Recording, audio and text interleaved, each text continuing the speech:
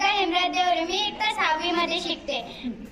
स्वराज्याची पवित्र माता पुन्हा आमच्या मस्तकीला लावण्याचे भाग्य आम्हास लाभले, ही आई जगदंबेची कृपा, जगदंबेची कृपा। होय, आम्ही आलोय तुमच्या आऊसाहेब राजमाता जिजाऊ, तुमच्या आऊसाहेब राजमाता जिजाऊ।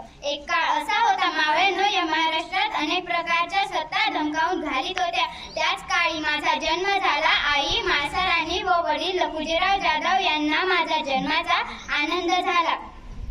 सर्वत्र आनंदाची गोष्ट म्हणजे दारादारांमध्ये रांगोळ्या काढल्या गेल्या, तोरंगी लावली गेली आणि हत्तीवरून साखर ही वाटली गेली। माझं नाव ठेवलं गेलं जिजा। जिजा म्हणजे जय आणि विजय। आजूबाजूला सरदारांची वर्दळ, युद्धाचे डावे, सल्ला मसलत, रयतेची कहाणी, न्याय निवडत हे नित्यांचे। हे असं होतं आमचं बालपण। आम्ही युद्ध करायलाही शिकलो होतो आणि आम्ही देखील मुलींची एक फौजही तयार केली होती।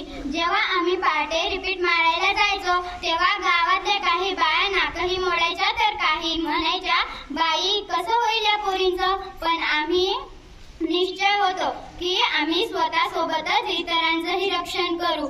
आम्ही 6 भाषा शिकलो, मराठी, संस्कृत, जारसी, उर्दू, अरबी, कन्नड अशा आम्ही 6 भाषाही शिकलो होतो। त्याचबरोबर रामायण, महाभारत, कबीरांची दोहे, बारबर हे वाचले होते। आता आमचा कार्यकाळ संपत आला होता। शिवबाला या जगाचा लाडका राजा समाधानीने पाहून आम्ही अखेर डोळे मिटवून घेतले। धन्यवाद।